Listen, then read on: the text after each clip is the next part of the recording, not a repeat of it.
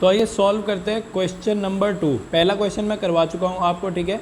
अब करते हैं हम क्वेश्चन नंबर 2 को सॉल्व। क्वेश्चन नंबर 2 काफ़ी ज़्यादा इजी है, तो आइए इसको पढ़ते हैं ध्यान से और सॉल्व करते हैं। अब क्या बोल रहा है यहाँ पर, देखो कि ऑन कंपेयरिंग, यहाँ बोला गया है कि on comparing the ratio A1 upon में A2, B1 अपॉन में B2, C1 अपॉन में C2, ठीक है। ये क्वेश्चन नंबर 2 है आपका। कौन सा है ये 3.1 का क्वेश्चन है ये, ठीक है। Find out whether the lines representing the following pair, मतलब कि कौन से पेयर करती हैं। जैसे कि देखो इक्वल एट द पॉइंट, मतलब इक्वल एट द पॉइंट होगी लाइन, या तो फिर पैरेलल होगी। आपको क्या देखना है इसमें कि line equal at the point होगी, या पैरेलल होगी, या तो फिर क्या होगी कोइंसिडेंट होगी। तो इन तीनों में से देखते हैं कौन सी लाइन होती है। देखो सबसे पहले मैं आपको बता देता हूँ कैसे कैसे लाइन होंगी, ठीक है। आपको क्या करना पड़ेगा, एनसीईआरटी में आपको कुछ ऐसी इमेज पता होगी कि इसमें आपको किस तरीके से सॉल्व करना है। देखिए मैं आपको बताता हूँ। यहाँ देखो ये इस तरीके से आपको क्वेश्चन दिया जाएगा और आपको क्या है A1 और A2 की वैल्यू निकालनी पड़ेगी। जैसे कि देखो यहाँ पर किस तरीके से है, ये देखो x है ना यहाँ पर, ये वाला, ये क्या है, ये x है, एक मिनट, ये x है हमारे पास, ये जो है ये x है और इसका कोफिशिएंट क्या है 3। तो यहाँ पर हम क्या करेंगे 1/3 लिख देंगे इनके कोफिशिएंट्स 1/3। और B1 अपॉन में B2 कैसे करेंगे, ये देखिए यहाँ पर क्या बोला गया है, ये माइनस का है ना, ये -2 और +4, यहाँ पर -2 +4 लिख दिया और ये इस तरीके से इसका लिख देंगे। तो यहाँ पर जब रेशियो कुछ इस तरीके से बन जाएगा ना हमारा, A1 अपॉन में A2 और B1 अपॉन में B2 नॉट इक्वल टू रहेंगे, तो यहाँ पर कौन सी लाइन, देखो ग्राफिकली रिप्रेजेंटेशन कैसी रहेगी, इंटरसेक्टिंग लाइंस रहेंगी। कैसी लाइंस रहेंगी, इंटरसेक्टिंग लाइंस रहेंगी। और क्या होगा, अलजेब्रिक इंटरप्रिटेशन कैसा होगा, इसका कोई भी सॉल्यूशन नहीं होगा, ठीक है। सॉरी, एग्जैक्ट वन सॉल्यूशन, कितना, ओनली वन सॉल्यूशन होगा, यूनिक कह सकते हैं उसको, ठीक है। अगर आपको इस तरीके से मिले तो आप किस तरीके से क्या बताएंगे, इंटरसेक्टिंग लाइन होगी। तो यहाँ पर हमें यही तो बताना है कि कौन सी वाली लाइन बनेगी, कोइंसिडेंट बनेगी, कैसी बनेगी। और देखो कोइंसिडेंट लाइन के केस में कैसा होगा, ये इस तरीके से बनेगा, मतलब कि तीनों एक दूसरे के बराबर होंगे, तो लाइन कौन सी बनेगी, कोइंसिडेंट लाइन बनेगी, ठीक है। और ये वाली कोइंसिडेंट लाइन ये वाली बन जाएंगी। और ये वाली देखिए, अगर जो ये दोनों आगे के बराबर होंगे, ये वाले दोनों रेशियो आगे के बराबर होंगे और अगला वाला बराबर नहीं होगा, ये दोनों, ठीक है। ये जब B1 अपॉन में B2, C1 अपॉन में C2 बराबर नहीं होगा तो पैरेलल लाइन बनेगी, ठीक है। तो हमें इसी के बिहाफ पर सारा का सारा ये हमें सॉल्व करना है, ठीक है। तो आइए सॉल्व करते हैं।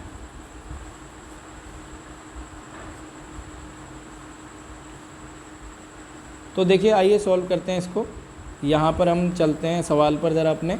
ये देखो पहले सवाल में क्या बोला गया है हमसे, ये 5x minus 4y plus 8 equals to 0, 7x plus 6y minus 9 equals to 0। तो किस तरीके से करेंगे, इसके कोफिशिएंट्स ले लेंगे। देखिए हम क्या कर रहे हैं, आंसर नंबर कर रहे हैं 1, ठीक है। तो देखो किस तरीके से करना होगा हमें, ये इनके कोफिशिएंट्स ले लेंगे। जैसे कि ये 5/7 है, ठीक है। और यहाँ पर इसका हो गया, और इस वाले के ये देखो कोफिशिएंट्स क्या हैं, ये एक दे रखा है इसमें -4/6 दे रखा है, और एक दे रखा है 8/9, ये तीनों दे 8/-9।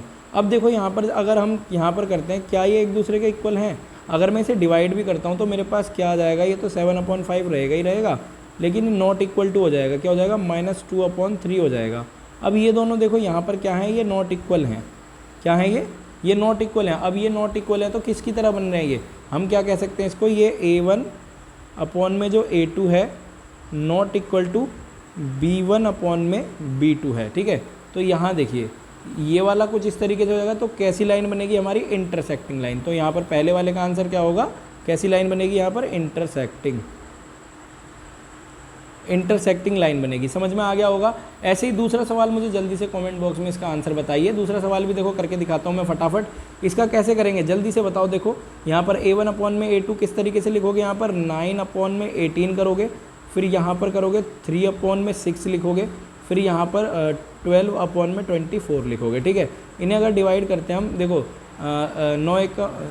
18 है ना, ये 18, हाँ, 9 एकम 9 और 9 दूनी 18, 3 एकम 3 और 3 दूनी 6, ठीक है, 12 एकम 12 और 12 दूनी 24 आ गया। देखो तीनों के तीनों बराबर हो रहे हैं। जब ये तीनों बराबर होती हैं, तो कौन सी लाइन होंगी, कोइंसिडेंट लाइन होंगी, ठीक है। कोइंसिडेंट लाइन बनेगी यहाँ पर, ठीक है। इसके हिसाब से कौन सा आंसर होगा,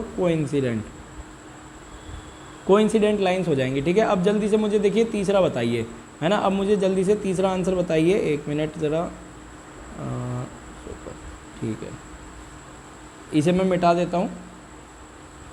अब मुझे जल्दी से जल्दी तीसरा आंसर मुझे बताइए कमेंट बॉक्स में कि इसका आंसर क्या होने वाला है। भाई देखो यार, जितना आप खुद करोगे उतना ही ज़्यादा आगे बढ़ोगे। मैं तो सारे क्वेश्चंस कर ही दूंगा और आपको यूट्यूब पे सारे सॉल्यूशंस मिल ही जाएंगे, लेकिन यहाँ पर आपको ध्यान रखना है कि आपको खुद भी करना है। ये देखो ये कैसे करेंगे, आइए करके दिखाता हूँ मैं। तो 6/2 लिखेंगे इसके कॉफिशिएंट, ये वाले कॉफिशिएंट्स लिख देंगे। अब ये वाला क्या है, -3/(-1) हो जाएगा। फिर ये वाला हो जाएगा 10/(9), ठीक है। देखो इसको इससे डिवाइड करोगे तो क्या होगा, ये 2 तिया 6, 2 एकम 2, और ये माइनस से माइनस कैंसिल हो जाएगा, 3/1। और ये वाला क्या हो जाएगा, 9 है ना, ये तो डिवाइड नहीं होगा, है ना भाई, ये तो बिल्कुल भी डिवाइड नहीं होगा हमारा। तो हमारा ये क्या हो गया, 10/9 हो गया, ठीक है। मतलब ये वाले दोनों तो इक्वल हैं, लेकिन ये दोनों नॉट इक्वल हैं।